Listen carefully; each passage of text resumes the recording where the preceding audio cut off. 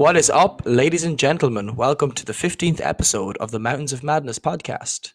I am your titular host, Darren. Joining me today, we have Carl. Hello.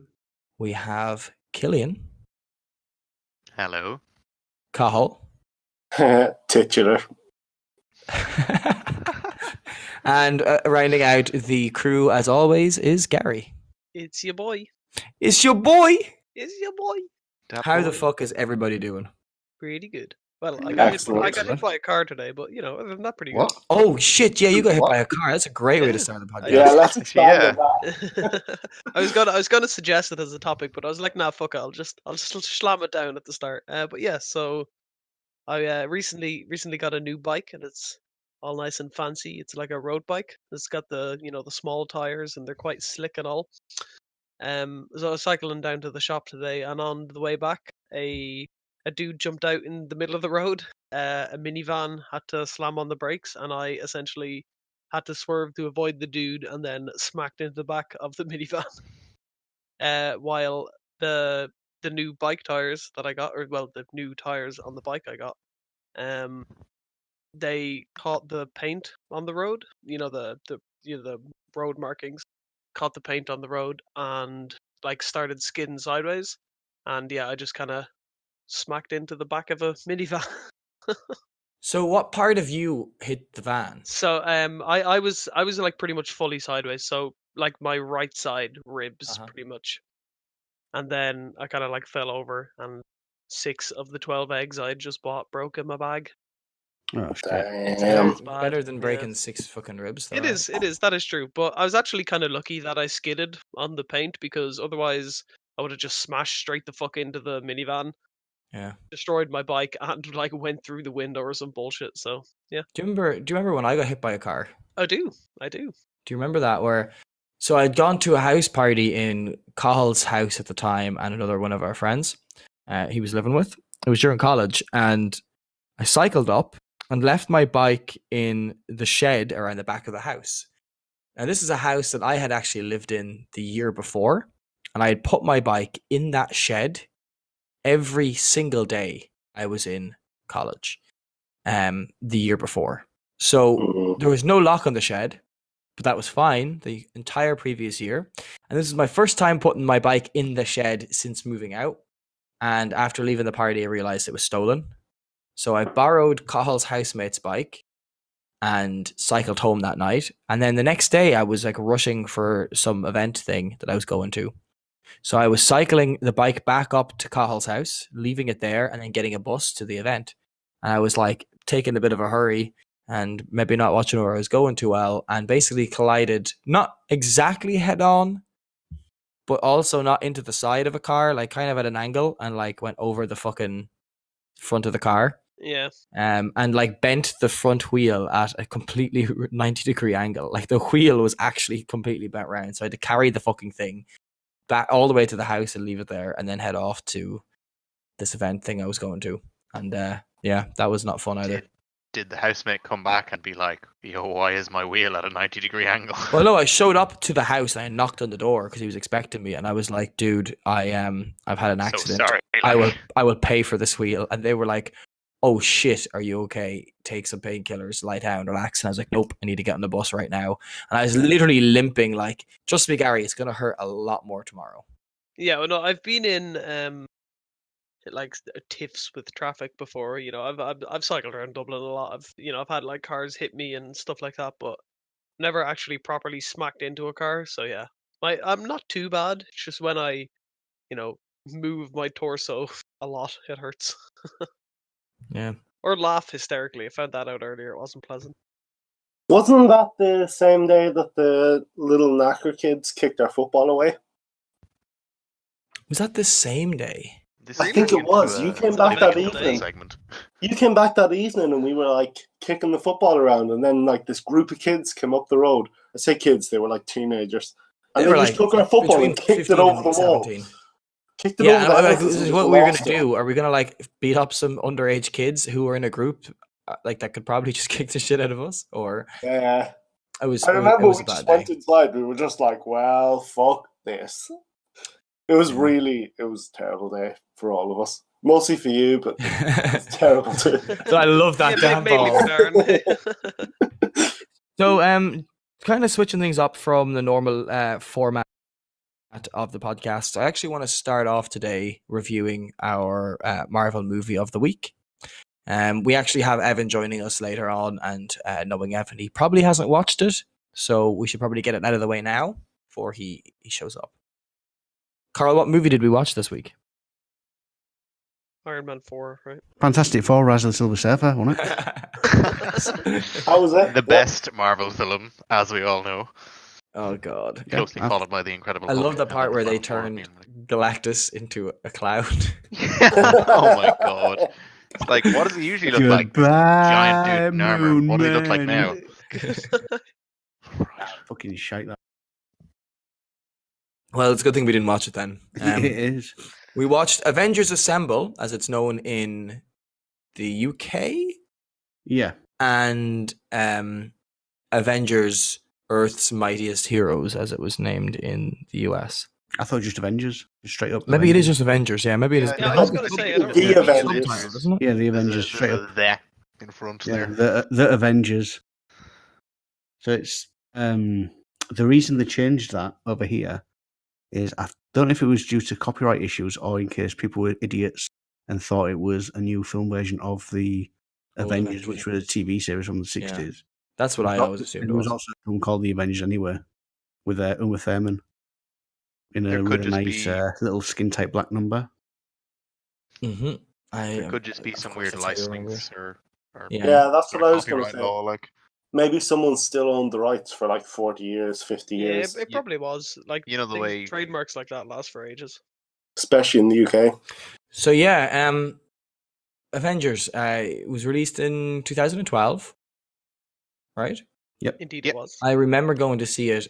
We were in college, walking from that house where my bike was stolen. See, it's all connected. Yeah. We walked from there to the cinema. There was a group of like 5 or 6 of us. Yeah, I about just, that, yeah. oh, Jesus Christ, we were so hyped as well. Like that was Oh, an incredible event. to see Unbelievable that. day.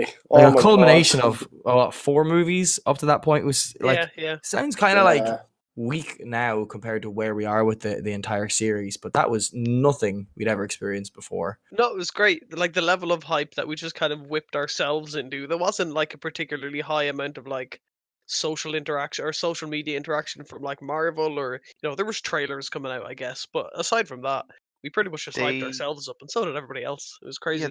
Yeah, they did a very good job of basically putting all the separate films down and kind of just letting a little question go. It's like, what if they were all put together, kind of thing, and then everyone was like, oh. I don't know. So- I have a different memory than you two.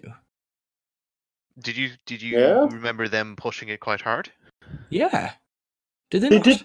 In what They way? did In push what it way? hard, but the trailers were still very good. They I'm didn't pretty give sure away that a lot. I thought they came out and said, "Yeah, we're doing the Avengers, and these movies are going to build up to the Avengers." They No, did, yeah, but I I mean, think and- what Sorry, Gary, continue. okay. I think what Gary and I are saying is that they didn't have, the way some films go completely overboard with the promotion as soon as, like, in the build-up and when it comes out, where they have, McDonald's Happy Meals and all types of merchandise and everything kind of Okay. like that. Yeah, But- I thought you meant like it was a surprise that they did the Avengers. Like, No, oh my no. god, they're teaming up. No, I mean they No, didn't yeah, Disney it. Like they didn't go crazy with all the advertising and stuff. They gave us really high quality trailers, like 3 months apart, and then Yeah. stuff at the end of movies, the after credit scene. If you compare it, I suppose, to, let's say, the most recent Star Wars, or the Star Wars before that, I mean, the episodic ones, The Force Awakens, where they made, what was it, Dice Await on the Battlefront game to tie in with the film. Stuff Mhm. like that, where you have secondary properties being delayed to adhere to the, let's say, the Avenger schedule or something like that. Like, there was no tie-in video game kind of thing. Because do you remember there was a time where action films and stuff like that, there was kind of an expectation to have a tie-in video game? Yeah. Like, for example, the film, I'm going to say this wrong. Aragon, is it?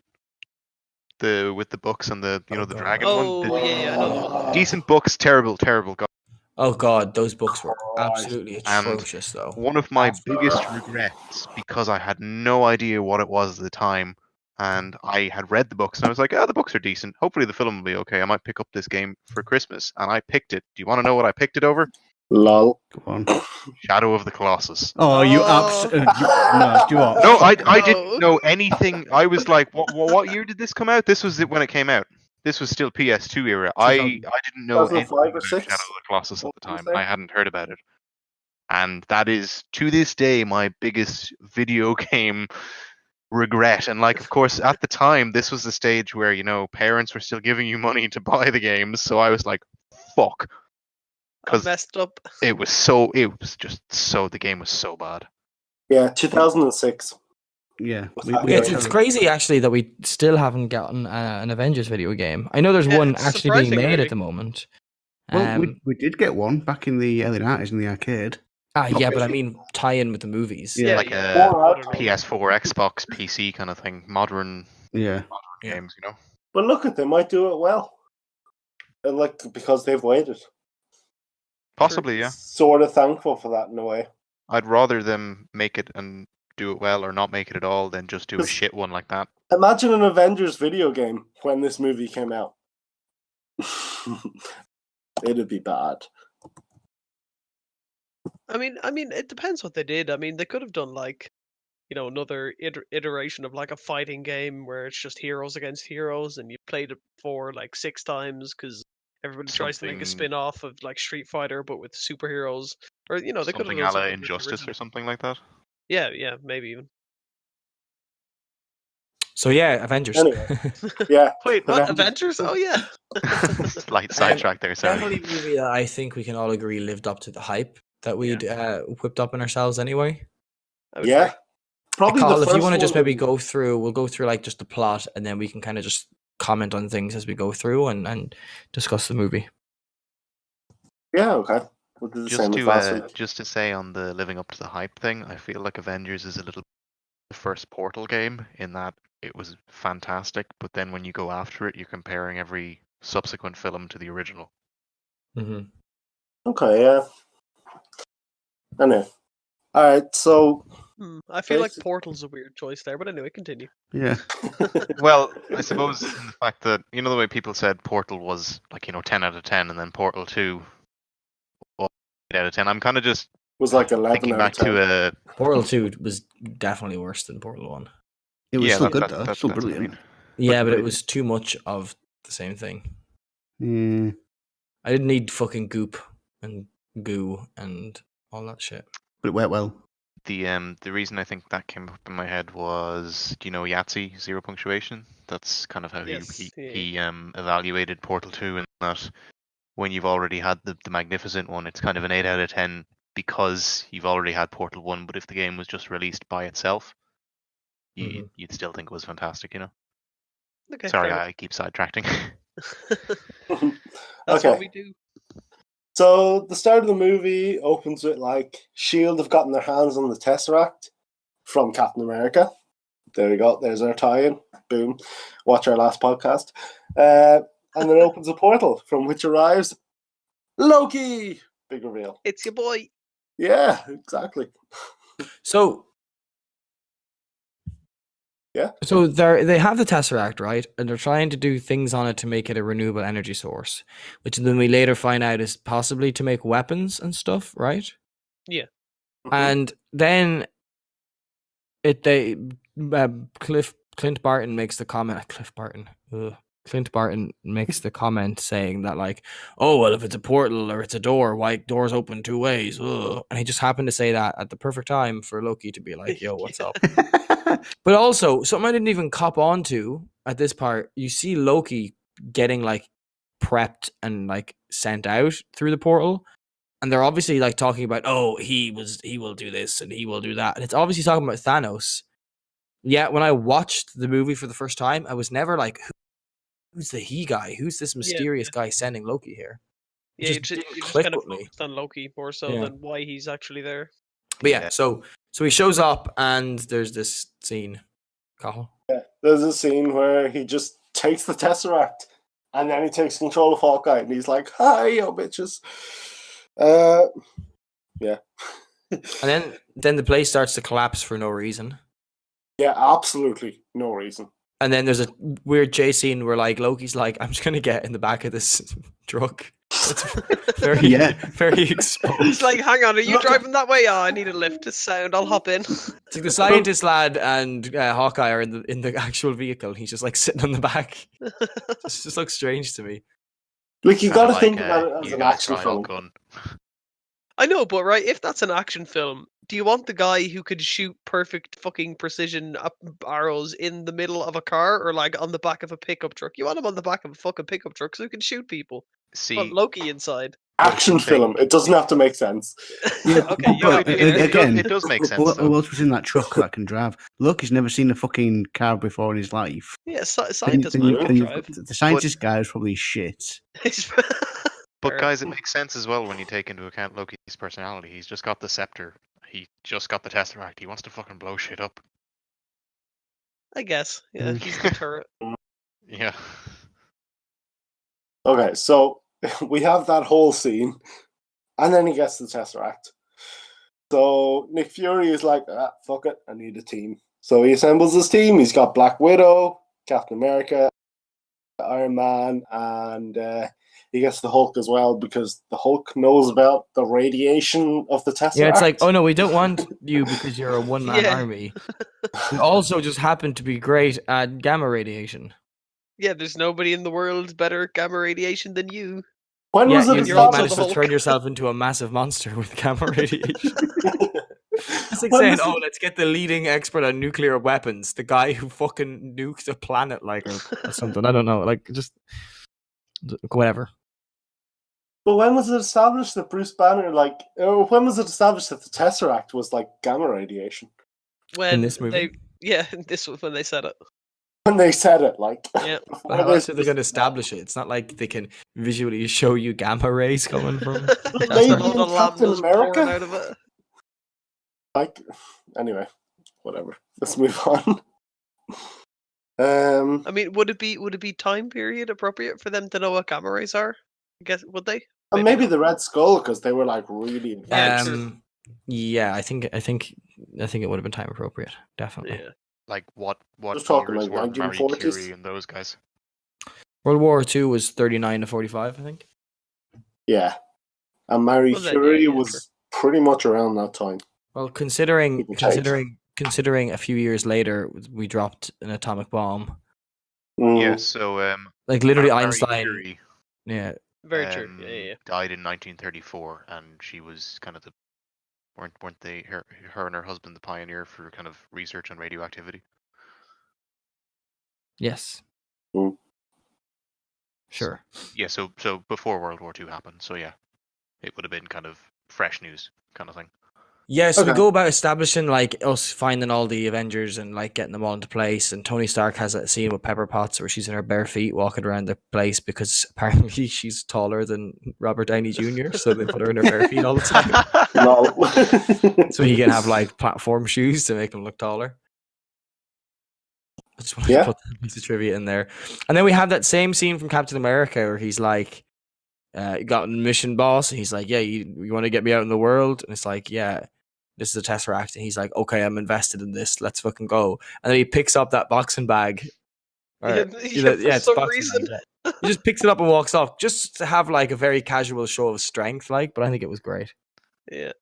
As opposed to they still haven't found a way. Yeah, they still haven't found a way to make a punching bag for him to punch without destroying the shit out of it. In that many years. Yeah, Shield got money to spend, haven't they? Just punch a wall, like. It's just punch a wall.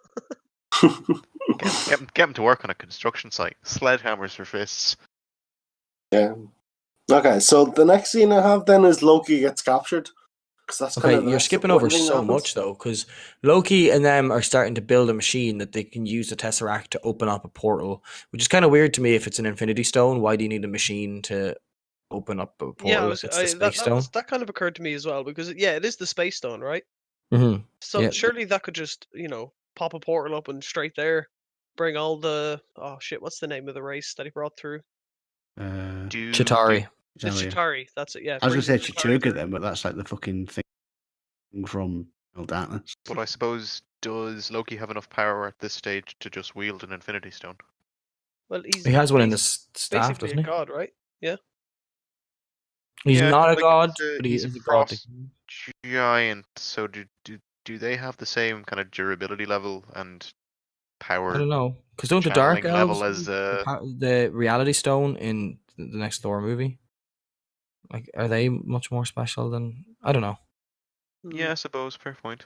But yeah, so he's like has these like all these people brainwashed, all these scientists, and they're building this machine anyway, and then they're like, oh, we need like some iridium because it creates anti-protons or something, and I'm like, oh my god, the pseudoscience in this. Yeah. Just like when Banner arrives, he's like, we need to get all of the spectrometers and put them on the roof and So then tune them ridiculous. to gamma rays so I can come up with an algorithm for tracking the it's just like, what is going on? Like, don't be scientific if it's just going to be like lots of buzzwords. Just random shit. But yeah, then they together. decided the need to get this iridium or something, and there's a scientist attending a ball, and they get like the machine where like Hawkeye is at the safe that like requires the eye print or whatever. Yeah. And then Loki like goes in and sticks the thing in his eyeball, which then recreates the eyeball on Hawkeye's machine. And then gotta wonder, why is that a machine? Yeah, I don't know, it's just cool. It is pretty cool. Yeah, no, that's not the problem. I'm just wondering that's why the is that a only machine? reason why it exists, because it's cool. It's like, yeah, we okay. might need this one day. Let's fucking jam it in some cunt's eye. And then we have this amazing scene where like Captain America arrives. And he goes, "Last time I was in Germany and I saw people kneeling, like I didn't much like the guy that was making them kneel or something." But that was a good scene. Yeah, good line. And then Loki gets captured. Gets put in a box. He does get put in a box, yeah. No, but before that part, the introduction of when Thor, little tussle. Oh yeah, they have a little tussle with Thor, which was awesome. Oh, he lands on the where plane. it's like the lightning crackles and they're like chill, and he's like, "It's not the lightning that scares me; it's what comes after it," or something like that, which was dope. And then there's a fight with Iron Man versus Thor, and then Captain America arriving and blocking with the shield and all that. Oh yeah, that was pretty epic with the the "don't make me put my hammer down." Basically, Dad smacked him with the shield. Yeah. So what annoys me is at the end of Thor, guys, correct me. At the end of Thor, there was no way back to Earth, right? Yes. Yeah. Yeah. The and he just arrives. But then Loki says how much dark energy must Odin have used to bring you back to Earth. So there's a way to do it. It is explained, yeah. Odin. Yeah, briefly. Part of his force. It just bothers me how sometimes they do that, where they're like we'll see later with Iron Man 3 into the Avengers, where he's like, "I'm done being Iron Man," and then the next movie he's Iron Man. But anyway, yeah. So there's the tussle, and then they put Loki in the big cage that was obviously meant for the Hulk, where they drop him in the cage. Oh yeah, the giant vertical drop cage thing. Yeah. And boot. Cathal? Yeah. Okay. Yeah, but that's when Thor arrives, as you were saying. No, as he's in he the arrives. cage. No, he arrives before that. Yeah, as he's in the cage before he drops. Thor comes. No, he gets him when he's on top of the plane. He lands on top of the plane, and then they have the fight, and then do you remember he drags Loki out into the mountains, and he tries to talk sense into him? Yeah. And then at which point, I think it's Iron Man just fucking sidewinds Thor and just grabs him, and Loki's like, great point, and just kind of sits down to watch. Okay, so anyway, they eventually then put him in this the cage, and everyone's like hanging out and talking, and then they're doing all their science and trying to triangulate the location of the Tesseract, and they're trying to get it out of Loki, and he's being a bit of a dick. And you find out he's like somehow subtly manipulating Bruce Banner as well, and they kind of discover that S.H.I.E.L.D. were planning on using the Tesseract to build weapons as well, and missiles or whatever, right? Yeah. And then Captain America is doing a bit of snooping and finds like a gun as well, and they all kind of have this moment where they're like, "Hey, fuck you, S.H.I.E.L.D., who do you think you are?" And then Black Widow's talking to Loki, and is like, Loki's just being like, "I'm gonna fuck Hawkeye's face, and I'm gonna rape him and murder him in front of you," and then Quim. she's like, "You're a monster." He's like, "I'm not the monster." She's like, "Oh, so Banner is cool. I'm just gonna draw a line between these two things and assume your plan is to to use the Hulk against us. And then they have this big confrontation, and they realize there's that great scene where they're all talking, and like Banner's like, "Oh, you want to see my secret? Do you want to know what my secret is? How I keep this all under control?" And they're like, "Banner, let go of the staff." And he's like holding the staff and doesn't realize it. Such a great scene. It's fantastic. Because I think everyone at that point is just imagining the Hulk with, control of that shit. Christ, imagine. I wonder if you could use the staff to take over the Hulk's brain. There's a. Can you imagine? Oh god. It's like I'm pretty sure there's a comic for DC where Batman gets a Green Lantern ring, which works on willpower. So. How does it work on willpower? What does that even mean? Well, the different lantern color rings work on different emotions. It's the emotion spectrum, I think it is. I haven't really read much of the comics, but the green one is willpower, blue one is hope. So basically it focuses. So if someone doesn't have strong mental fortitude, they won't be able to use a Green Lantern ring, kind of thing. Okay. That's pretty cool. Sorry, go ahead. I'm kind of going on a sidetrack again. Yeah, you love sidetracking, Killian. Sorry. Okay, so then Gary describes to us what happens next.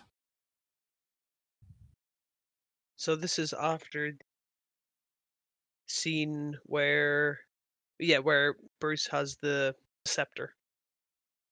Mm-hmm. Yeah. So then they're talking about how they can track the Tesseract through its gamma radiation, and then I think Loki gets escorted to Shield at that point, to the big what do they call it? Helicarrier, isn't it? Helicarrier, that's the one. And they're trying to kind of hope to convince to abandon his plan to return to Asgard. And then they all the kind of interesting scenes on the helicarrier with the the engine going out and all that crazy stuff. And you have the Black Widow being chased by the Hulk. Yeah, obviously, Bruce Banner activates. Whether it's under Loki's Yeah, because they have control Hawkeye and they have attack the helicarrier and there's a big explosion and all that. And then you get Thor fighting the Hulk, and then they drop him in the helicarrier, and then Loki gets away, and it's I turned all of you against you because I need everyone to see me win. I need to beat everyone very well. I'm not just going to summon an army without just trying to be an arrogant arsehole about the whole thing. And then the Agent Coulson guy dies as well, and then that whole thing. In this some great scenes with Nick Fury, though, I have to say, the whole I am a god and all this shit, and he's like, let me know if you need a magazine or whatever. That scene is so good. Yeah, let me know if I can't remember the exact wording, but yeah, it was fantastic. It's something like, let me know if I can get a god a magazine or something, isn't it? Yeah, something. So it's not a god though. It's something a little bit more ridiculous. Deity or deity, sorry, something like that. Yeah. Something silly, yeah. But yeah, and then we have the Agent Phil guy die. Agent Phil. Fury produces the baseball cards or the collectible cards, and it turns out that they were actually in his locker and not in his pocket, but he made it look like in his pocket to inspire them because they're all separated and feeling down. Don't you all just love, by the way, how Marvel kind of realized that people didn't like Phil Coulson as much, so they managed to transition him into their TV series instead of their films.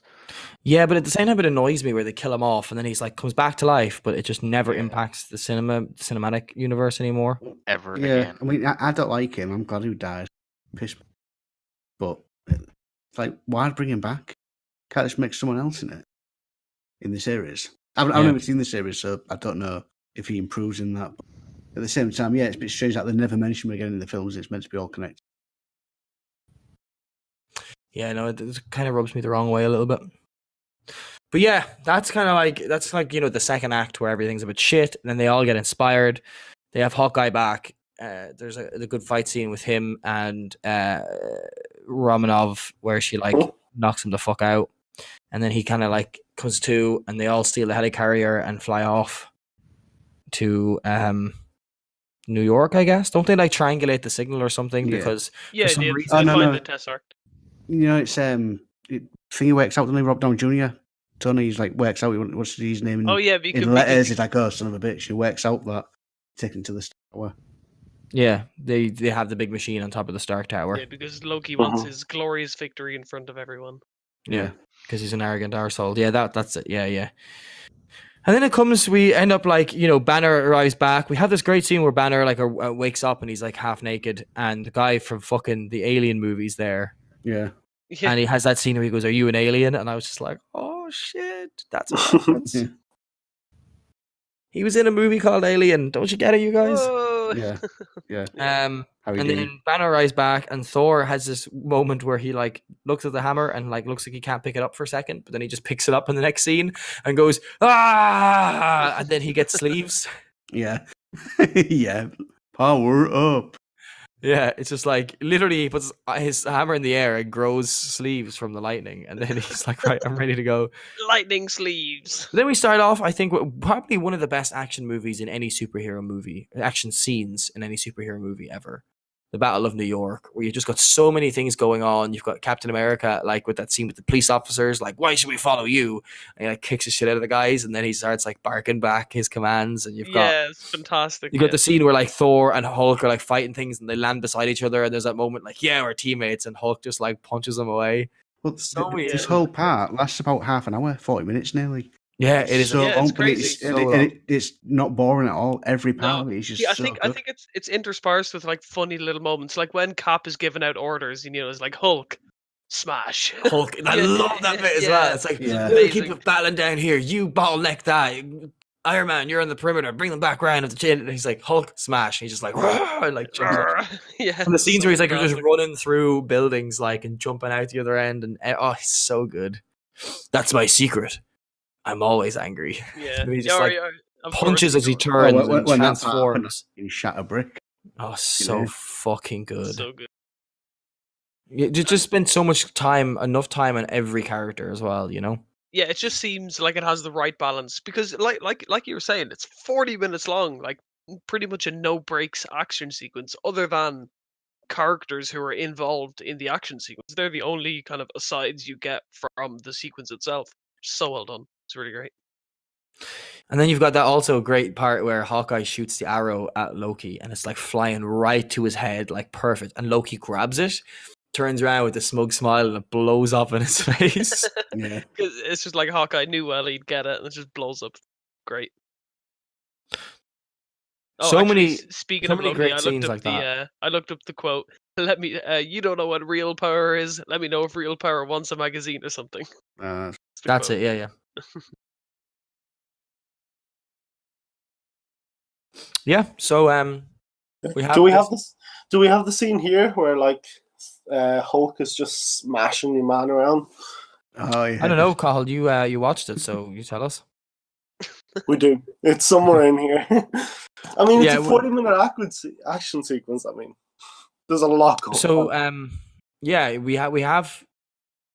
we have the whole thing with the bomb being launched out in New York, and then Iron Man guides it through the portal, and it blows up in there, and then Loki's kind of like realizing everything's gone to shit, and he almost starts having a tantrum with the Hulk. He's like, "Oh, I'm a god!" Like, and he just like smacks him around the place, and that's Loki gone then. Which is puny god, which is the only line that Hulk speaks in the entire movie, and it's just was so perfect. Do you remember seeing that in the cinema? Like, just the absolute, I do. The laughter, like, was just yeah. That's fantastic. Unreal. I really kind of enjoy the Hulk in this movie more than I've ever enjoyed him in any of the other Marvel movies. Have you seen Thor Ragnarok? Well, no, so far. Oh, just you wait. No, I mean, of course, I've seen the movie, but I mean, so far in the ones we've watched. Yeah. Oh yeah, definitely. Just like the way he's done, he's a little bit cheeky. He's kind of retaining Banner a little bit more at this point. He's not full crazy monster mode. He can control himself. He can have what can be described as like a tiff, with Thor, and they kind of like just try to test their power against each other. It's interesting, like they kind of change the portrayal of them. You can see that slowly turning over time, that he's becoming a little bit more Banner-like when he's transforming, which is awesome.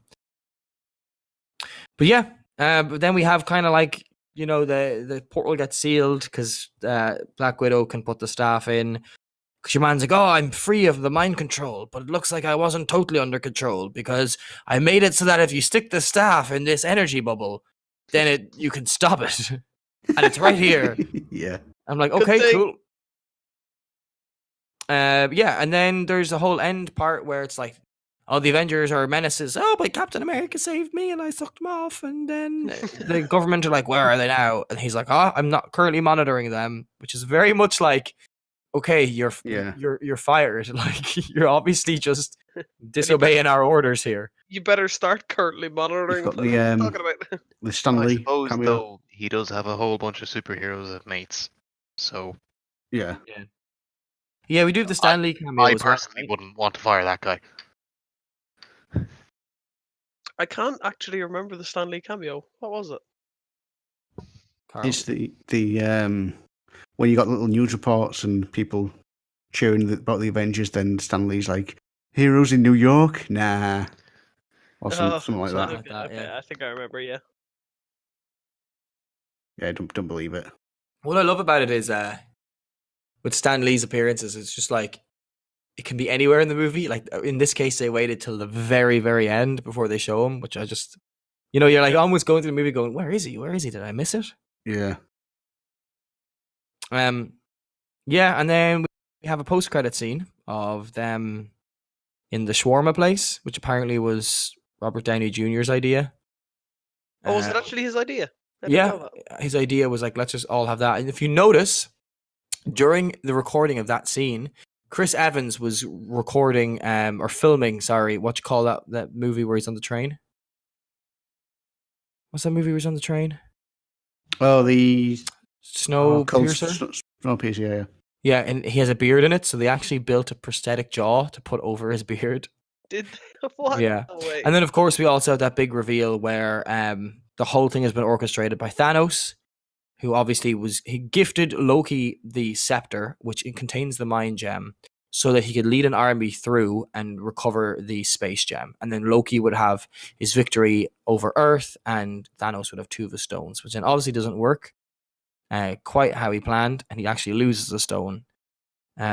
So at this point now, even though we don't know, we've seen the mind gem or the mind stone, and we've seen the space. So the space one then is taken away to Asgard, and the mind stone is kept on Earth. Mm-hmm. So that's your basic summary. Do you want to maybe go through our favorite moments or do a quick review and what we thought of it? Just round table. Yeah, sure. Sorry, Carl, you go ahead. I think it is the best Marvel film so far, up to this point that I've watched. Definitely, it's out. When I first knew it was coming out, I was like, "How are they going to pull this off?" With so many characters, I was real skeptical about it. But I went to see it with Ben, and I couldn't be happy with the way it turned out. There's hardly anything I'd fault about it. It's the first Marvel film as well so far that's got a memorable score.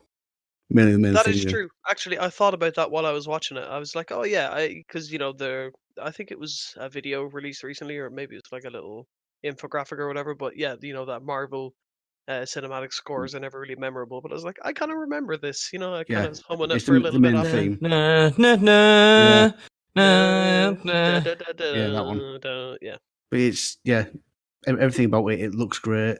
Sounds great. Everyone gets a joke in it. There's can't fault it. There's maybe one thing that stuck out watching it this time again was when Hulk falls. He's like needs to get back to New York. How does he know to get back to New York? And how does he know to get it there so quick? Because he could have fallen anywhere while he was falling down.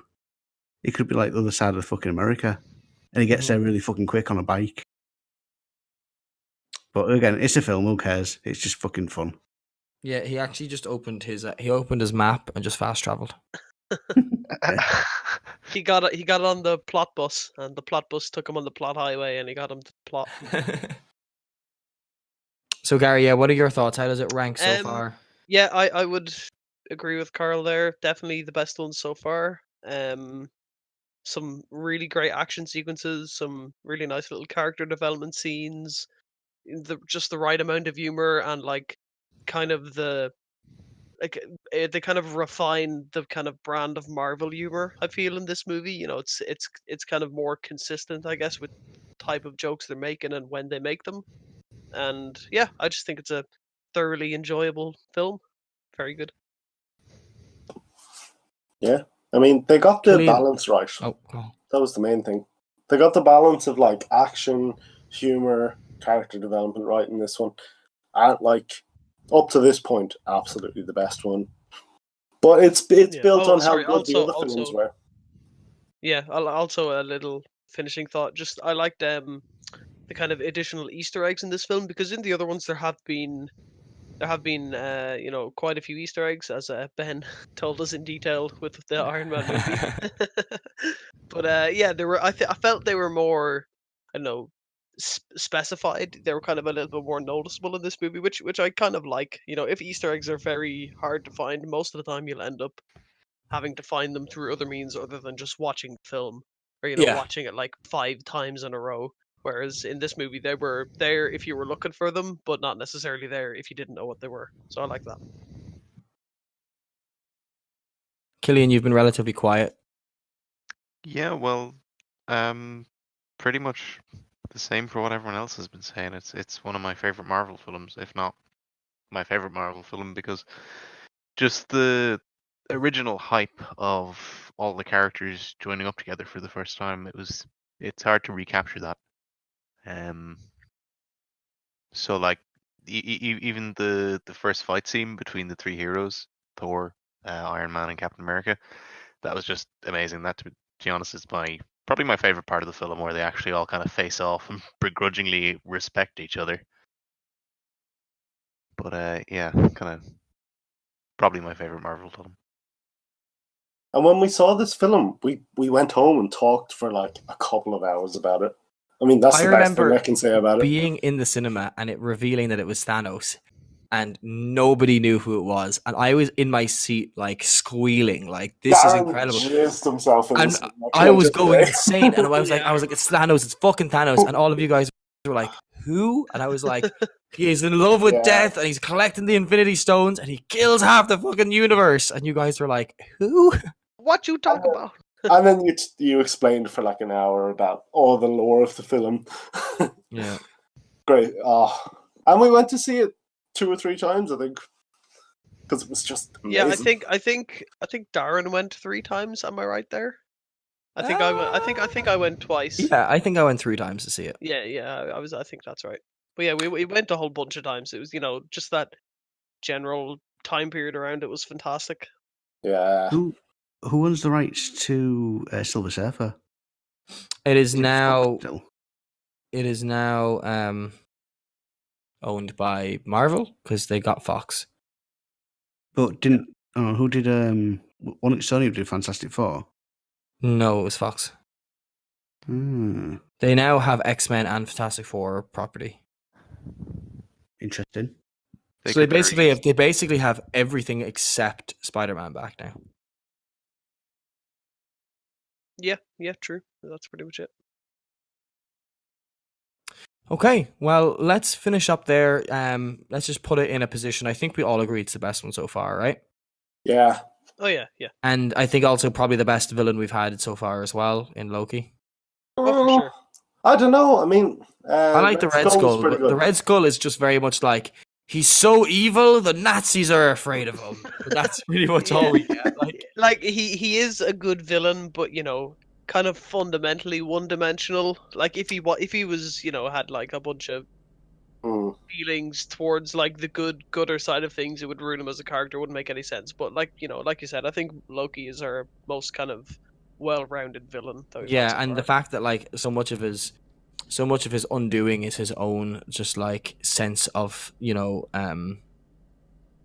his own sense of pride and like entitlement and, you know, power and stuff. Yeah, like him getting himself into trouble over. He just has to beat everyone in front of the world, you know. He can't just take him out and be gone with it, you know. Yeah, it has to be done with it. He really comes into his own in this film, like compared to Thor. Oh yeah, very much so. I mean, based on the Thor movies, it wasn't necessarily like, oh, we're definitely going to see a shitload of Loki in the next movie. It could just be like he's a supporting character. I guess there is a good bit with the Frost Giants and stuff, but like you said, he does really kind of come out of the woodwork a little bit and kind of shine in this movie. He becomes the Loki that we all need him to be. He becomes a Loki that we all thought we knew when we went to rewatch Thor. Yeah. That's a good way to put it. Okay, well, let's finish up there for Marvel's The Avengers and maybe switch over to talking about some video games. What games have people been playing? Actually, before that, I'd like to reintroduce Evan as well, who's joined us a little bit late. Hey, what's up? Hello, Evan. How are things? Not too bad. Good. Have you been playing any new games lately? I was messing around over the week with 3DS emulation. So I started into Bravely Default. I haven't played any JRPGs in ages, and normally whenever I do, I get bored of them after like an hour or two, because I find as a genre there's a lot of stuff that's very samey going on there. But I'm having some fun with Bravely Default so far, so I'm hoping it'll continue to entertain me. Tell us more. What's it about? How does it play? What's unique about it? I'm not really sure what the plot is yet, because I've kind of just been mucking around in the first dungeon or two. But regards the gameplay, it's kind of its gimmick, I suppose, is that on your turn, when it's time to take an action, you can use 2 additional moves that aren't in your normal JRPG moveset, called either Brave or Default, hence the name. And Default kind of waits for a turn with higher defense, and you build up an extra action point, and then Brave allows you to spend those action points. So you can go on to like negative action points, meaning you won't use any moves for the next 3 or 4 turns while they build back up. And you can spend those to take like 3 attacks at once, so you can like combo with other characters and get big chains going and stuff. Interesting. And it's JRPG, so I'm assuming it's kind of like anime style and your typical anime style plot, or I mean, you see, you're not really sure what the plot's about. Like, do you just start off in a dungeon? I mean, surely you're No, so what I've got so far is I'm accompanying this girl who is in charge of one of the 4 magical crystals that do something or other, and the crystals are getting all fucked up. Generic like JRPG stuff. I'm sure it'll differentiate itself a bit more over the course of the game, but right now it's just about the most generic plot I can describe. Magical mana crystals. Is there one for each of the elements or something? That's exactly what there is. Of course there is, yeah. Wow. Anybody else? New games that we've been playing? I bought Dragon Ball Xenoverse because it was on sale. It's pretty good. I'm really enjoying it. The fighting is much better than I expected. It's funny that you bought a Dragon Ball game when there's a new one out that's the best one ever made, and you bought the other one. Yeah, but the new one is Dragon Ball Fighter Z, and it's like a fighting game. Whereas Xenoverse is about... Hold on, don't tell me you don't fight in Xenoverse. You do, but it actually has a story. But Dragon Ball just fits a fighting game. Like it just works, They all have crazy moves and do all this crazy shit. It just works in a fighting game. I mean, there is fighting in this one. Just like, how much there wanna be like. What type of game Quite is it? a bit. Tell me it's like an FPS or some shit. But so how is it not a fighting? I'm just confused by your well, that's a fighting game. Like, well, what is Xenoverse? Dragon Ball's all about fighting. Turn-based RPG. That's a pure fighting game, whereas this one actually has a story, and it's kind of like it has an RPG element where you have a custom character that you level up the skills of. Oh, but what's the better game though? I don't know. I haven't played both. That's a fair point. There's 2 games for Game Boy Advance, and they were like a Dragon Ball Z RPG. Yeah, I played the first one. I played the second one. Yeah. And the second one is Dragon Ball. It goes up as far as like I think you do Cell. I'm not sure if you do Majin Buu. What I liked was the intro was the proper animated intro, like FMV. Yeah. Holy shit! I'm watching FMV off a cartridge. This was insane. Very, very good games, though. Well, maybe not very good games. I fucking loved them when I played them, though. Yeah, they're probably shit now. If you go back to them, you're like, oh, what? Yeah, I was young, so like, I might not have known it. But the story of those ones, just you fight as like Goku versus Vegeta and versus Cell and stuff. Well, there was Frieza and the Ginyu Force and all those chaps in between. Yeah, there. But yeah, the story of Xenoverse is someone has come and fucked up the timeline. And you're a time traveler, like Trunks. So you're a custom character. And you go back and you have to fix the timeline and make sure all the battles turn out as they should. So you fight on both the good and quote-unquote bad side. Why do you say quote-unquote? Frieza, like, literally, like, destroyed planets. He's bad. He's just a bad guy. It's not quote-unquote bad. The guy is like... Boo is a bad guy. Boo is a bad guy. The fat Boo that you think is nice was actually Kid Boo when he absorbed one of the King Kai's that was really good. Okay, Cell is You're forgetting your Dragon Ball. Cell's pretty bad. Cell's pretty bad. He just wants some androids, like. Yeah, the androids aren't bad. Thanks, Evan. Yes, they are, though. Falling into the wiki and then you just keep clicking links. Okay, so you fight on both sides anyway. It's just because I started rewatching Dragon Ball Z recently, so I'm just. Oh, okay, so you're just here we go. to the brim with Dragon Ball trivia and then. I've started watching Abridged recently. I was going to watch. I just want to get to Dragon Ball Super, which is. I've heard it's not great. Really? Yeah, apparently it's really good. No, Critically, and the fans really like it. It's just funny that I started watching it with the means to go on as far as Dragon Ball Super, and then they announced that it's finishing like the week I started rewatching it. Well, that's good. At least it has an end. Yeah, but at the same time, apparently everyone's like, "Why would you do this? It was very good, and it got better." Yeah, I think it's good to have a clear endpoint in mind for something because inevitably, if stuff goes on forever, it just gets sucky. You could do a Naruto and just drag it on forever and then finish it and then go, oh wait, actually, here's a new Naruto, but it's his daughter and it's everyone's kids and it's just the same fucking show again. But especially something in that vein where it's just like, every villain has to be stronger, so the hero has to get a little bit stronger, and it just keeps ramping up. Like, you can't keep ramping up. You have to just stop at some point.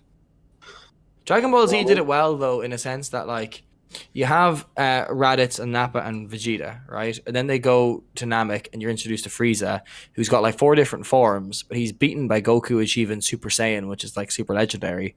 And then you got the androids coming back, but that's like the time travel stuff. And then Cell arrives, but then Cell can't be beaten by Goku, and it's actually Gohan that beats him. And then you got Boo, who like literally wipes out the entire planet and kills everybody. And then they all do a super spirit bomb to beat him in the end. Spoiler alert for all of Dragon Ball Z, by the way. It ramps it pretty well and ends with like the last villain like literally killing all life on the planet. Yeah. So I agree that like it's good that it ended because you can't just keep ramping it, or you get Dragon Ball GT, which involves traveling around the universe and collecting Black Star Dragon Balls for no reason. Woo! But that's been retconned. Thank fuck. Vegeta had a dumbass mustache and I hated it.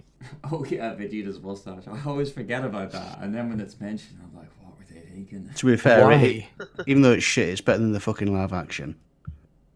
What live action? We don't talk about that. Yeah, exactly. Yeah. I'm joking. There's no such thing. Where they have Goku just like a skinny white boy who's like got gel in his hair. Just spiked up his hair like. The only reason I remember that movie is because I got the shift.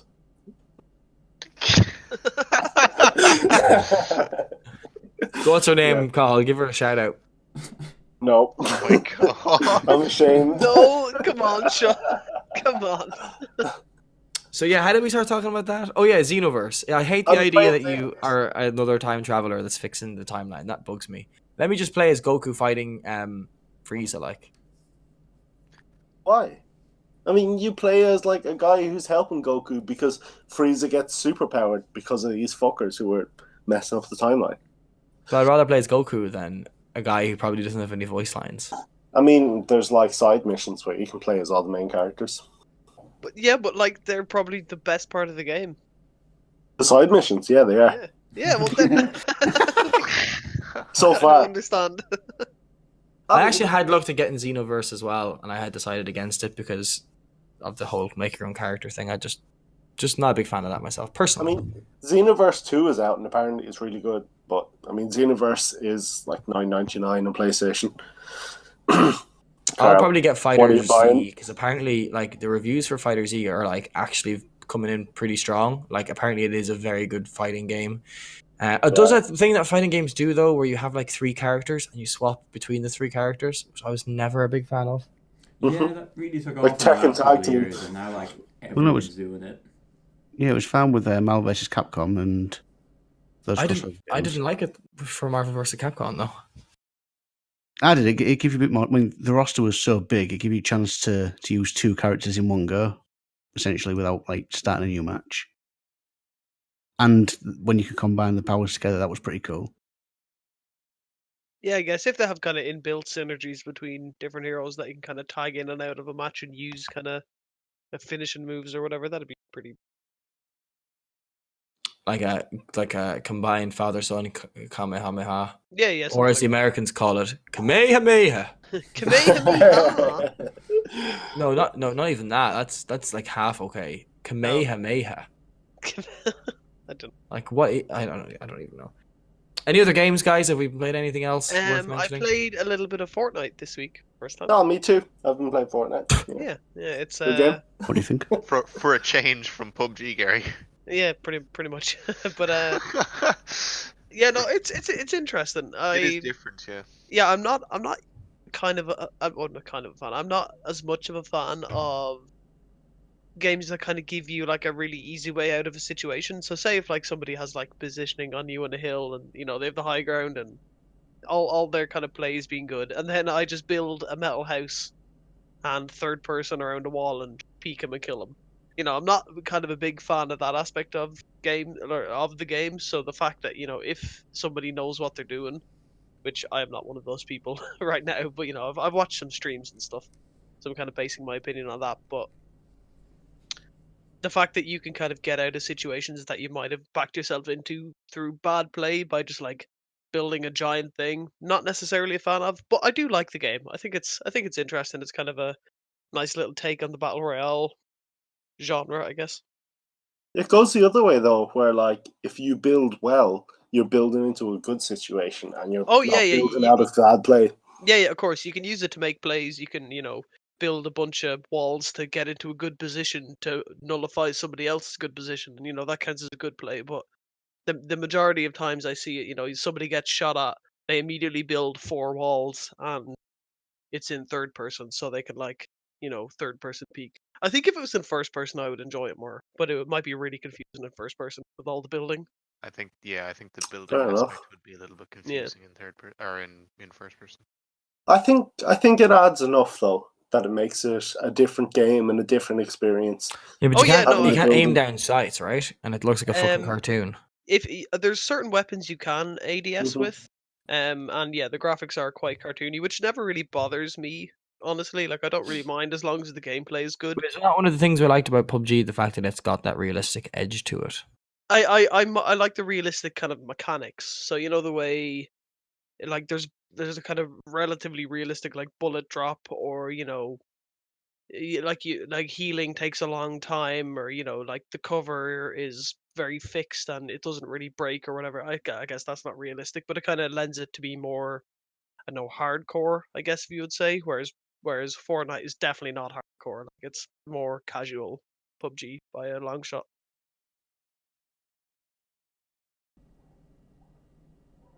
Cool. I've been playing Payday 2 saw that, yeah. Because it's on offer right now on PSN to download. Oh, does that mean we're going to have another Charles? What are you buying? What are you selling? It may do. Do it. Yeah, it's on offer right now. You can either pay $4.99. Well, it's weird the pricing they've got structure they've got here. The base game is £4.99. The DLC on its own is $9.99, or you can get both together in a bundle for $8.99. Yeah, I don't get it. It's like, why the hell would you? Carl, you didn't do the intro. What are you buying? What are you selling? I'll buy it at a high price. I want to get a little jingle to go along with it, like. Do you know what, I might come up for one. Is there like a Resident Evil kind of like hum you could do like some like shit like that if you can lift it from Resident Evil? That'd be just great. Yeah, the save room theme. Yeah. Anyway. I don't know, like something like just really like elevator music-y would kind of work as well, I think. Actually, yeah, no, you could go or like a very the other direction. Yeah, very typical jingle, like, you know, ding ding ding ding ding ding ding something. Yeah. There's also, I'm going to go away from the PSM because it's what I'm going to look at, but I always buy deals on GOG. I always go there for my computer gaming or Mac. You are gaming, mad about GOG, actually. Is that something that we've even talked about in this podcast? Because I feel like anytime we talk about an old PC game, you're like, I've got it on my GOG account. Here's my password. Download it. Blah, blah, blah. Vomit. I like to Can't confirm. I like to share, mainly because it's DRM free, and I like to support them because they put an effort into making games compatible with modern hardware. I can literally hear Evan vomiting in his mouth. Why? Because Evan loves the pirate games. I do. I'm a big fan of piracy. All right. To be fair, right, I'm going to tell you something here. Pillars of Eternity. I wanted to know if I could play it on my Mac, but lo and behold, you can't really get demos anymore like you used to.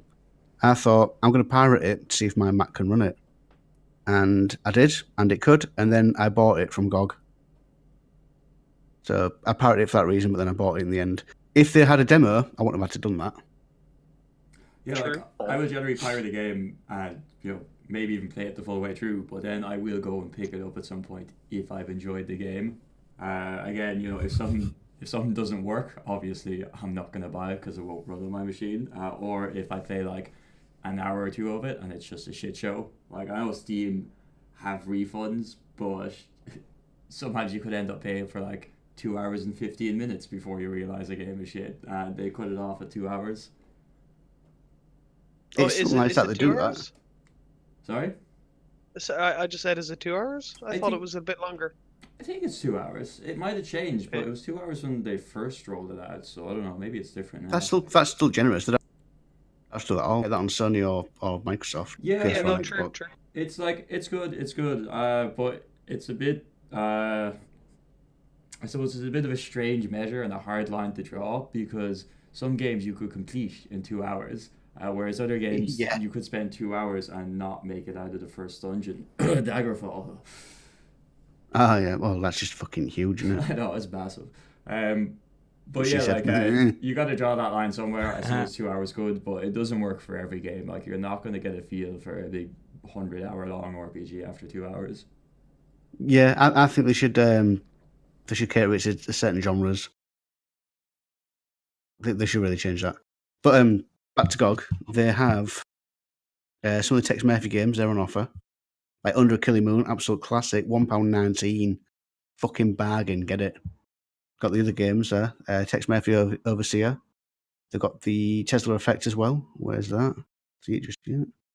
Sherlock Holmes games, if you like that sort of stuff. Party Hard. I wanted to get that. That sounds quite cool. It's a game where you're a disgruntled neighbour at all your next door neighbours' parties and you plot to murder them all during the party. That sounds amazing, actually. Yeah. Wait, what's this called again? Party Hard. That sounds fun. Yeah, £2.49. Bargain. I might get it. Let's see what else they've got. Virginia. Virginia's pretty cool. Virginia! What does the scouter say about its power level? Oh, Darren, fuck you. It's under $12.99! Fahrenheit. If you've not played Fahrenheit, it's a good game. That's £1.19. It's one of the few games where you can woo your ex-girlfriend with your guitar playing skills and get to fuck her and be absolutely disappointed by not thrusting the analog stick. Oh, feels bad, man. Yeah. Sounds like real life. It's a good game. Is that the multiple kind of choice one? Yeah. Done by David David Cage. Made Heavy Rain. Yeah, it's good. I liked it. It's good. Well, yeah, there's parts of it where it's about what the fuck is going on here, but the majority of it is good. Well, see. Luke. Transistor 379. Get that. It's a good game. Soundtrack's amazing. All the Super Giant games are like phenomenal art style, phenomenal soundtrack, phenomenal gameplay. They're just a good studio. I heard they're shutting down though because they didn't sell enough copies of the previous game because one person didn't buy it. Is that right? Is that a jab at somebody there, Carl? People say you could say he pirated it. Hey! Actually, I really want to play Pyre, but I was hoping that it would come to Switch. You never know. It could do. I'm surprised it didn't, to be honest. It looks like a good Switch game. But It would be even perfect then, for Switch. because you got the PS4 Pro, runs at 4K, I'm surprised you haven't bought it already. Yeah, so actually, just to go back to games I've been playing, because I got my 4K TV, so now I'm just like, give me things with 4K. I actually finished Nier Automata. Third playthrough. Got all of the endings. Yeah. I have not got 26 endings, but I've got an A, B, C, D, and E, which are the main ones, E being the true ending of the game. And I have watched a video of the other 21 joke endings. So it's actually very well done. I don't want to. See, the thing is that I don't want to tell you anything about it because it's so much better if you experience it for yourself. It's the best. I think I'm going to pick it up. I think the I'm best ever next week. End credits I've ever played to a game, if that makes sense. Best ever, and I've not played. The best ever end credits I've ever experienced in a game. Okay. But there's just so many amazing parts about it. It just takes so many like standard things in video games and just turns them on their head, you know. But it's so good. Without spoiling it too much, later on you kind of get an ability to do a chapter select kind of thing. So once you finish it all the way through, you can kind of go back and jump into different parts of the game without having to start the entire thing all over again. Yeah, I like that. It'd be like finishing Dark Souls on New Game Plus 2, and then it says right now you can jump in after beating any of the bosses or any bonfire you want. On any of the New Game Pluses? So like you can go to Yes. New Game or New Game Plus. Oh, okay, nice. I see. That's pretty good. And you also, which is something I just totally underutilized, like I played the game a lot, but I didn't really make use of some of the mechanics. And there's also like costumes you get as well. I never equipped them, and I realized I could put a big pink bow on my male character's head, and I just never did that. So I might go back and watch the cutscenes. The only Go good costumes you can see upper dress. That's the standard costume, and you get called out if you look up her skirt as well. Not that I tried it, but I heard that on Reddit. That happened on. Do you remember Lollipop Chainsaw? You got an achievement for that if you saw up a skirt. Yeah, yeah, you did. Yeah, actually, there is a DLC pack for Nier, and it doesn't add much. It adds like a couple of battle arenas and some costumes, and one of the costumes' names is something like Skimpy Outfit or something. Interesting. Let me just Google this. Like literally, the DLC. The DLC literally gives her, one of the characters, a more like sexual outfit. Let me just see. Look, I mean, I'm interested in Nier, but I looked at it the other day and it's still £50. So I'll buy it when it's cheaper in like a year's time. But I just don't want to pay full price yet. I paid full price for it. I know I was gonna at the time, but then there's other games I'm playing, so I can't devote the time I want. And now that Dark Souls is being like brought out again, it's Dark Souls. Like I'm just gonna play that. So I only have like a 2-month period now where I can play games.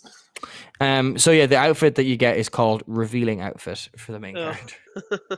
So I finished that. That's great. I'm probably going to try out Final Fantasy 15. You're not started yet? No. Because I wanted to finish Nier. I'm not doing the thing you do, Carl, where you're like, I'm playing like 15 single player games at the same time. I'm going to play Final Fantasy, and I'm going to play it until Shadow of the Colossus comes out. Then I'm going to take a break, That's literally 3 days away. blitz through Shadow of the Colossus, and then come back. I'm also going to pick up Last Guardian and play that, because all of those games I just mentioned are HDR and 4K. So, Good shit, son. yeah, so that's kind of my plans. Holy shit. That outfit is just straight up lingerie. Yeah, well, the director for Nier, that guy who's kind of famous, what's his fucking name? Taro or something? Let me. I can't remember his name. He basically said that the reason why they're wearing skimpy outfits is because he likes women. Yeah, fair enough. Straight up, yeah. Yoko Taro. He's a madman. But yeah, other than that, I think another new game we played recently was Gang Beasts, which I had been waiting to come out on PS4 for a long time, because it's the perfect game to play when you're like, 8 or 9 pints in, and you come back to someone's gaff at like 3 a.m. and you just want to like continue drinking. The game is just perfect for that. So I think Cathal, Evan, Gary, I'm not sure if Killian did as well, but we were playing Gang Beasts, if we want to just talk about that for a few minutes. Yeah. So that was kind of the initial pitch that you gave. It's like the perfect game for a party, and it's like because I didn't really know what it was at all. For me, it could have been like, I don't know, you go around in a gang hunting beasts. Like, I have no idea. But yeah, no, it's I don't even know what genre you would call it. I guess It's a fighting game. like a fighting platformer thing. I don't know. You don't really platform in it though. You just have a jump that's not very good. You platform other people. You platform if you're good. Yeah. But yeah, no, it's a like you said, a perfect party game. You'd play it with friends that are there in the same room, and it just makes you laugh. And you just laugh your ass off. It's so great. Because the controls are so floaty and almost ragdoll-esque that it's very hard to do what you intend to do most of the time. Most of the time, you're just fudging around. And you end up just like trying to throw someone off, but then they're grabbing onto you and they're pulling you and you're lifting them in the air and you're just flying around. It's just so much fun. Well, yeah, I suppose you're like grabbing each other, like trying to headbutt each other to knock the other person out first so you can pick them up and throw them off. It's very, very fun. Well, I suppose for somebody who hasn't played Gang Beasts, it's basically a game where you summon in as a little avatar guy and you try to essentially throw people off the environment of like different various levels, and so you're on like moving trucks, and like tops of buildings and stuff like that, or elevators, and the last person remaining wins the round, and it's best of 3 essentially. It was a best of 3 or it was best of 5? You can customize it. Yeah, but it's just a very. You can also be like you can also change your color and costumes, so you can be like a grandma or Rick or Morty or Trump, or the trash Trump man. outfit. I'm taking out the trash. Taking out the trash. I remember Darren was playing it and he was quite drunk and he was the police officer. He's like, I am the law. Stop resisting. Sir, calm down. Stop resisting. Beautiful. So much fun. But yeah, I mean, there's not much to talk about. It's not like the most mechanically deep game, but it is very fucking fun. It's very good. Yeah. And then we played that Switch game. Yeah. Selection of Switch games. Very fun. Drawful was one of them, where basically you all have to draw a different thing, and then it shows the images at different times, and everyone has to try to guess what it is, the image that someone's drawn, and then it shows everyone's guesses, and you have to vote on which one you think the picture actually is. So if you're very good at drawing, then people will guess it, but also if you just do a funny enough guess, then people will just vote for you because it's funny. Yeah. And that was fun as well. Like, obviously, once again, that's very much just like a party game, but we had a lot of fun playing it as well. Yeah, it's more about who and like where you're playing at as opposed to the actual content of the game. It's not like you'd sit down and play it yourself. Oh god, no, you couldn't. I don't think. It's a social interaction kind of experience. It's easy because the way it works is you start the game, it connects to the internet, right, and it throws up a code on your screen, and you go to the website on your phone, type in the code, and then your phone is the controller. Yeah, it's just in browser as well, so no apps, no anything else. It's fantastic. Very well done. Worked quite well. And Cathal had this running theme that every time he was picking his player name, he'd have a name of a different convicted paedophile. Yeah. What was the first one I picked? You were Adam Johnson, Jimmy Savile, What was the very first one, though? I could not remember the first one. I can't remember. I was very intoxicated at the time. Me too. Damn it. Yeah, I can't remember. I was trying to tell someone the other day, and I just could not remember the first paedophile I picked. Was it that phrase is going to get cut? Oh, it was Harvey Weinstein. He said It that was your first Harvey one, wasn't Weinstein. it? Yeah, it was. so good? Not quite paedophile, but still on the same. Yeah. So yeah, that was good. We also was also like a trivia game as well, but how did the trivia work again? I can't. It was there was just a multiple choice question, and we just like select the ones, and there was some like ridiculous options that were like pretty humorous, and then some. No. People had put in their answer like one by one. Someone would be selected to be the person that answered, and everyone would have to guess their answer. And there'd be also ridiculous. I thought that was the one that was similar to Cards Against Humanity, because I think my personal favorite one, aside from Gang Beasts. Oh yeah, that was it. Yeah, was the one that was essentially just fill in the blanks with kind of like a Cards Against Humanity style game. You could just put in humorous stuff and people could vote for it because it was funny, or Oh yeah, people in could guess the correct 1972. Women were not allowed to do blank, and you could just like fill in blank or something. And like obviously one of the options is real, but tended to be not the one people voted for. Absolutely not. Yeah, fun stuff. It was good. It was very entertaining. So just being a little bit conscious of time here, I know, Evan, you told me last week that you wanted to jump back to a topic that we discussed in last week's podcast around community management in video games, specifically talking about one video game creator, and I'll pass it over to you. I don't want to steal your thunder.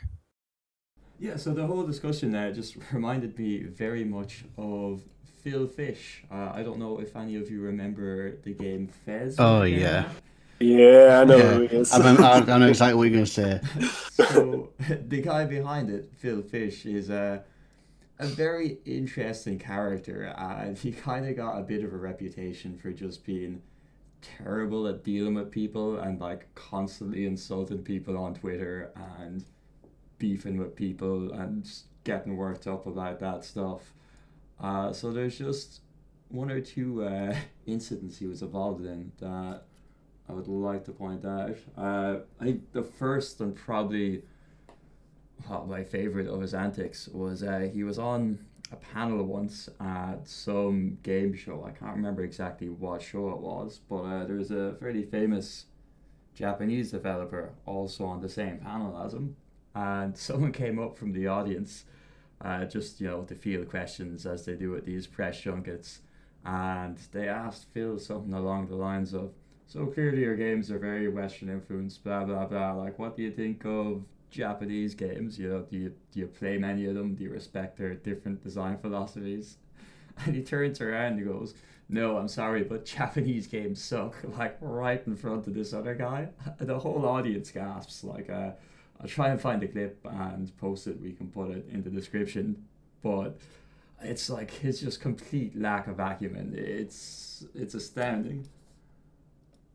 Managing that community real well. No, it's ignorant though, isn't it? Because I mean, Mario is pretty much it's not the very first platformer, but it's the first thing people think of when it comes to platform games. And with Fez being a platform game, it's just how dare you say some shit like that? I know, right? Yeah. And like what gets me about it though, and something that I was kind of confused about, like I must look into it because I'm sure there was something going on. But this is a guy who had never made a game before in his life, and there didn't seem to be any indication that it was going to be a particularly good game. Like all of the early promotional material basically just made it look like a generic platformer, which ultimately I think it ended up being. But there was so much hype about Phil Fish and this Fez game before it ever came out. Like, I don't know, did he have just friends working for games journalist sites or something? He got way too much attention. Yeah, it's mainly the graphics and I think the style of it and the soundtrack. It was a decent game overall, but it won't go down as a classic like Super Mario Brothers 3 will. No, of course not. I mean, like, if you were to ask people about it today, they probably wouldn't even remember it, a lot of people. I think more people remember games like Braid or Limbo, than they do Fez. Yeah, because Braid and Nimbo, they did something a bit new, a bit interesting. Whereas, like I said, Fez was kind of just a bit generic. Yeah, it had that, I suppose, its own art style going on, but that is not enough to carry, a bland gameplay. Yeah. But he went on then to receive, I suppose, a lot of shit from people online just for being kind of insufferable. And I think he was working on Fez 2. About halfway through development, he just he gave up. I think he actually might have had a bit of a breakdown online, but he was posting all this shit about how he was so done with everyone and nobody appreciates him or respects him, and he's quitting games. He's not the new games anymore. After that, he went on to try and be a DJ, and I kind of stopped following him around that point, but I must go back and check what he's at now, because he's went on to be a consistently DJ. just... That's I didn't know that happened. Departure. Yeah. I'm gonna just double check this and see if I'll post it. If I find anything later, if he ever did release anything as a DJ, I'm gonna be very interested. Well, I guess we could follow up on the next podcast. Yeah. Follow this man's wacky adventures. Make it a regular segment. But I just wanted to kind of mention him in relation to terrible community management. There's some choice quotes. If you look up just shit he said on Twitter, there's him on record as saying to a fan, "Suck my dick, choke on it," in response to some pretty valid criticism of the game. Yeah, it's not, a professional should not be conducting themselves like that. Yeah, no, it sounds like something Donald Trump would say. It does.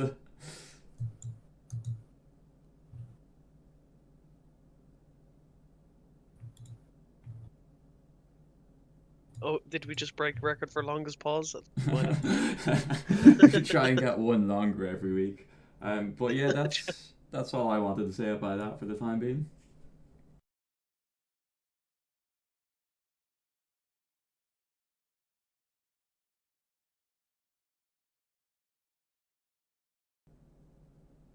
Are we going for the second pause? I was hoping that you fucking broke it up then.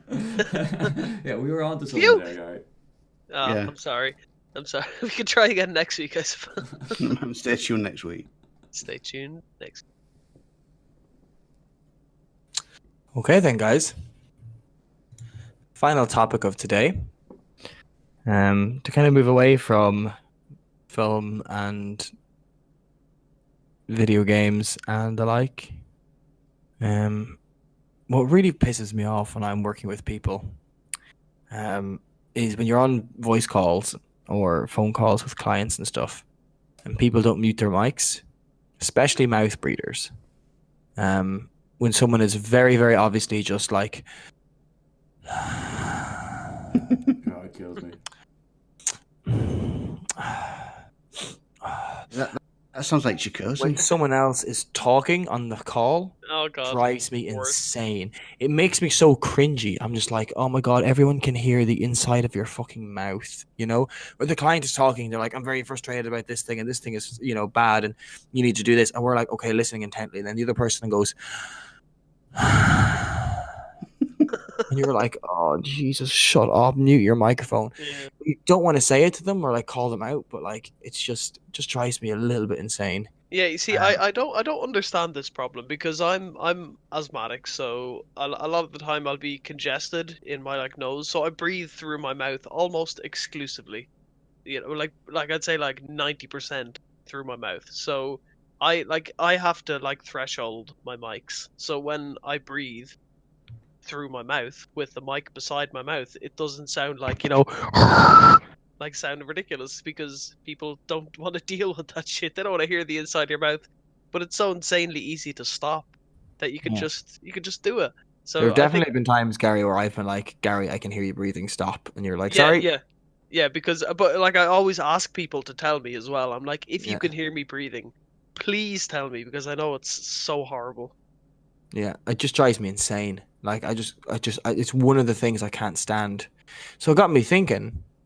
Obviously, there's things I do that drive people crazy, but you're not really aware of the things that you do that drives people crazy because they're just so normal to you, you know? They're just part of your everyday life. So it'd be interesting if we could go around and see if any of us can think of reasons or not reasons, sorry, but things that you might do that might piss people off. And then also maybe just give out about little things that you hate people doing. Like I know, Carl, just to get you started, like if I were to start eating with my mic on, would drive you crazy, right? Yeah, but it's only when Chigozie does it because he's like slamming real bad and he's just like, I'm like, oh my god. Because we're trying to play a game with him, and he's in the mic and he's right in my ear. I'm like, Chigozie, do you like tell your mum to do your tea on purpose exactly the same time we come online? It's like always exactly like 10:30. Like, oh, Carl's online. Let's get my fucking tea on the go. I'm starving. It's been in the oven for fucking 3 hours overdue, but here we go. Fuck's sake, Carl, where have you been? I've been waiting Yeah. so long. Yeah, exactly that. So yeah, what else drives you guys crazy? Something that I don't particularly mind, but I know I do, and I'll only notice myself after the fact, is that I can be quite crackly at times. Like if I'm sitting at my desk and work and I'm stretching, sometimes my back or shoulder or whatever will just crackle a bit. And I know some people absolutely cannot stand that, but it never feels to me like a big deal because I don't mind it at all. Yeah, I would be definitely in the same boat there. But in my experience, people tell you when they hate you cracking because I'm an extremely like freaks cracky them out. person. Yeah, because they'd be like, "Oh my god, that's so horrible." I'm like, "Oh shit, sorry, I didn't even realize I was doing that. I'll just be sitting there like cracking my fingers or like cracking my back. Wouldn't even realize I was doing that." And then somebody like freak out. I'm like, What's happened?" And they're like, "You cracked your fingers." I'm like, "Oh yeah, whoops, sorry about me." Yeah, fingers seem to really freak people out. Like fingers especially. I feel like because fingers are like an extremity, right? Like there's something you can imagine breaking or something. Yeah, I think it's the impression that they're kind of delicate or whatever. That when you crack, it's like and it's breaking all your bones, and horrible things are happening inside. Where realistically, that isn't what's happening. That doesn't bother me. There's a few people at work who that bothers. I'm like, it's no biggie. Yeah, if any cracking of any body part gets at me, it's knuckles. Like cracking backs, I crack my neck a lot. Like I can get some really nice cracks out of my neck, I've never found that bother people. But knuckles, I just think are just a little bit different. I don't know. It's like I can imagine like breaking my hand or something more than I can imagine like my neck or my neck or my back's That's what I cracking mean. and The bones are like smaller, and you could kind of perceive them sounding like that if they were to be smashed into bits or whatever. So I get it. I know another thing I do that would drive people crazy is I drum on the table constantly.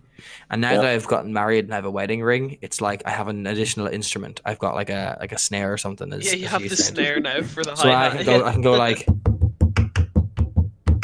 and get like more sounds in there. So I'm sitting at work, and it's funny because I was thinking about this, and then as I was leaving work on Friday, someone made a joke about me saying, "Oh, Darren, you're not sitting beside me anymore. I'm going to miss you banging on the table all the fucking time." And I'm like, I would just stop if you said it. And they're like, "No, it's fine. It's just annoying." I'm like, "So it's not fine?"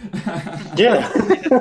Like constantly on the table, just like hammering out drum beats, like literally like constantly. And it just helps me concentrate and, it just helps me focus, I guess, It does. It's just like keeps my hands busy or something. Whatever it is about it. Or whatever. But I can totally understand it being really frustrating for other people. Oh yeah, for sure. It's just a noise, Yeah, you're just smacking the table like at the end of the day. That's exactly what you're doing. Well, I'm not going. Ooh! Ooh! Are you sure, Darren? Well, maybe you are. You never know. To other people, that's what you sound like. Yeah. Cathal, what do you do that would annoy people? Oh, you're just going to take jabs at me, are you? Okay. Yeah, sure. Oh, I thought that's what it was. Yeah, okay, sorry. Yeah. I know. For me, I don't know. We had this discussion. Oh, no. You were about to call me out for something, and you can't get away with that now. Come on. Okay. You have a tendency to be quite clean. So, you see a plate. Oh, you know what? I hate when people are clean. Clean people are the worst. Yeah, fuck that. Cathal has a tendency to cook and then like spill something on the ground and then go, "I'm just gonna forget about that," and then deny it. I do, yeah. And I'm like, Cathal, did you make that red sauce stain on the ground? No, it wasn't me. It's like you're the one that chili I yesterday. don't know. Did the Holocaust happen? No, I totally just blame it on Evan. I don't deny it. I just pass the You blame. absolutely would just blame it on me, yeah. And I'm like, Evan, Cathal said you made that stain, and Evan would be like, Cahill's the one that made spaghetti bolognese yesterday. I wasn't even here yesterday. Like. Yeah.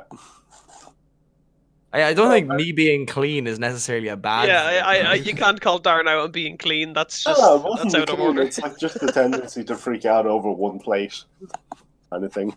I think it was more one plate, but in multiples of 10 or 20. You know, it's only one plate 10 times. Yeah, exactly. Yeah, that's yeah. it. But no, apparently, I raised my eyebrow very dramatically, and back in. You do raise your eyebrows an awful lot, but I don't think that would be necessarily an annoyance to No, I me. can't imagine being annoyed by that. get your fucking eyebrow out of there. What are you doing?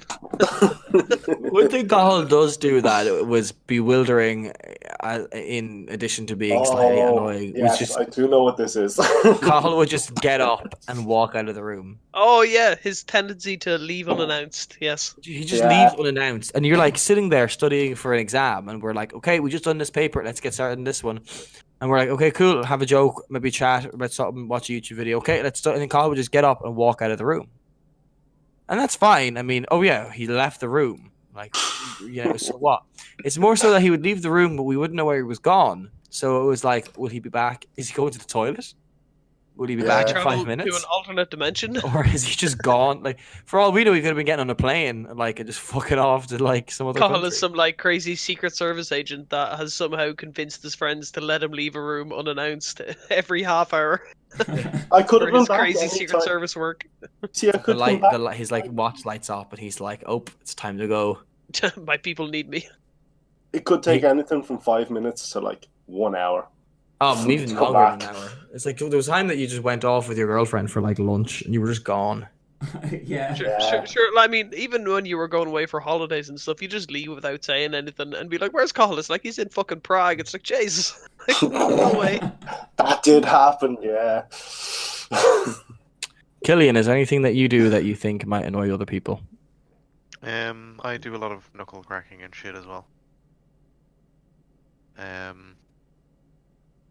Falling asleep at events. I don't think you falling asleep is necessarily annoying to anybody. No. It's more just What like about- it's just more like, how can you do that? So consistently, like. But I get nervous. The idea of falling asleep in a public place makes me feel so exposed. Well, I never fall asleep in a public place. It's always in one of my friends' houses. Yeah, but Fair like enough. we could have a look at your What, Darren? feet. Keep going. Feet, We yes. could draw stuff on your face. Yeah, I'm See, always very worried the- about getting drawn on if I fall asleep anywhere public. But I trust my friends. Well, there's your first What one. if we just like put you outside? That'd be funny. We Well, should then do I that suppose sometime. any time I was about to fall asleep, I'd probably just leave from then on. You just wake up like, oh, this is convenient. Or you'd show up with like a chain, and you're like, "Oh, I'm getting sleepy." You just like chain yourself to something. The other Oh logic god damn explanation, it! that was Killian chained himself to 50-50. the radiator and fell asleep again. It's a whole other level. But something that really, really annoys me is slow walkers. Like the crisps. Mhm. People Like that me. walk slowly. Oh, Chigozie.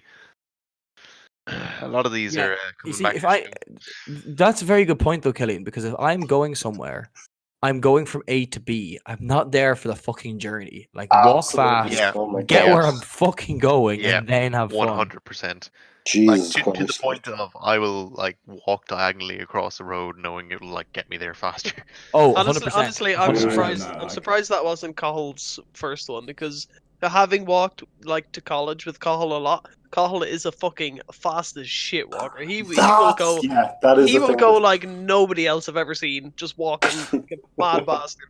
And anytime anyone is like walking at a reasonable pace in front of him, and he's like sprinting along, you know, relatively speaking, he's like, man, these fucking slow people, and I'm there like sweating my arse off trying to keep up with them. Like, yeah, man, it's slow people.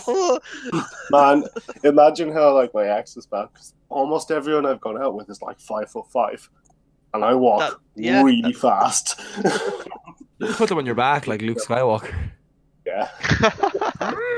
Carl, suck your dick, I will. Oh wow.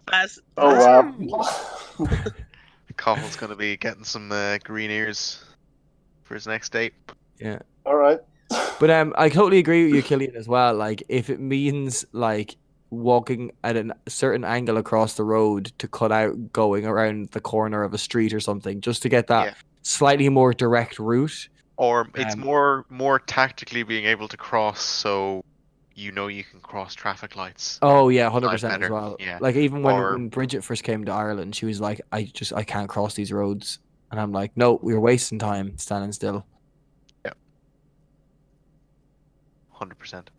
Like, I don't mind so much people walking slowly. What gets me is when people walk slowly, fucking 3 abreast and block up the whole footpath. I mean, God, yeah. Goddamn. Or when cyclists like are cycling the wrong side of the road on the footpath, and you're just like, it's a footpath, not a fucking wheel path. Fuck yourself. Cough, Gary. I fuck Is this why you got hit by a car?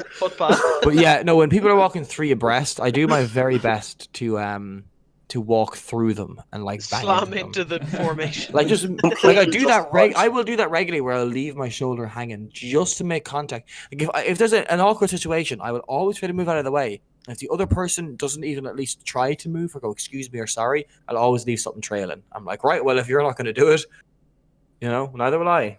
And it's so bitter and angry about it. I get so worked up. Even when we were out the other night and we were with Neil, who I hadn't seen in a while, and we were walking to the bar, and I was like following Evan at one point, and then ended up walking ahead of Evan, and I was like, oh, this is a bad way to go, because now we have to cross 2 more roads than if we'd gone the way I usually go. And Neil was like, what do you mean? I'm like, I'm sorry, Neil, you're following me to this pub now, and we have to cross more roads than we should have. And he's like, Darren, what are you talking?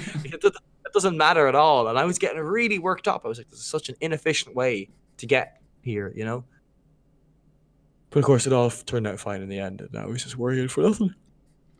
I would say I have a bigger problem with people like stopping at totally irrational places and my have fucking a chat there. like It's like, I know, let's have a talk, or like a fucking in front of the door. In front of the door. Why are you in front of the door?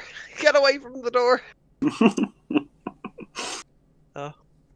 Well, something that really gets me about, I think, Irish people in particular do this, is Irish people will not walk left, stand right on an escalator. They will just stand wherever the fuck they like. Oh my god. I remember even going to America the first time. They're like, no, Darren, stand this side. And I was like, oh, what? And they were like, yeah, always stand this side and walk that side so people can get by.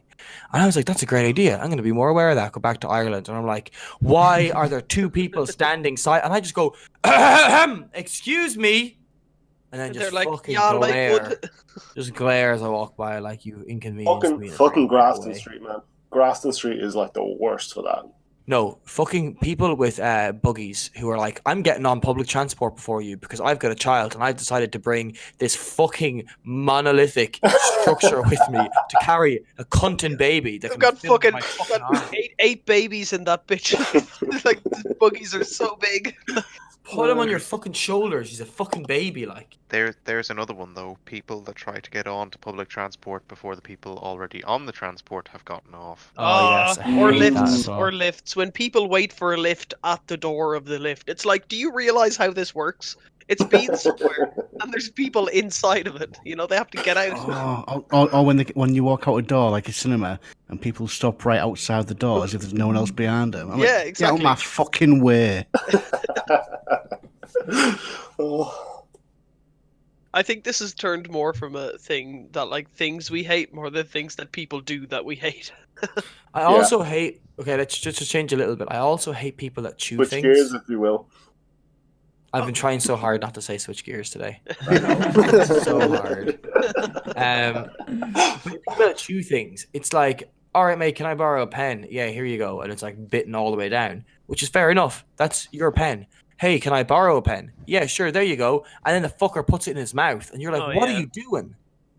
Yeah, so I would be one of the people that I don't chew stuff, but I pop it in my mouth. I'll like stick a pen in my mouth. It's so disgusting. Yeah, but it's so disgusting. My own pen. I would never put somebody else's pen in my mouth because I realize that it's their pen. I'm not gonna just stick it in my mouth. I don't like anyone touching my stuff. I took my Switch to work. I showed him it. It's like, if you want to buy one, yeah, have a look at this. Like, you can let me have a go then, Carl. No. Have you washed your hands? No. Are you going to go wash your hands? Maybe. Well, no. Then fucking no. Don't touch anything of mine until you wash your fucking hands. Well, like, Get your what kind filthy of paws time away. frame or context do you mean? Have you washed your hands in? Because like the last time I washed my hands is probably the last time I went to the toilet. No, I mean no, yeah, but I've got this thing like if I'm touching things, if it's like new as well, I like to wash my hands before I touch it again, regardless if I'm going to the toilet or not. I want it to be clean. Yeah, that's Clean. that's excessive to me. If anything, I think that's got to be almost damaging to your immune system in some ways. It depends. If you're being that sterile all the time, if they've been like running the fingers through the hair and shit, hands down the pants, I'm like, don't fucking even touch my shit. Stick your hands down my pants and I bet you feel nuts. And then don't touch my stuff afterwards.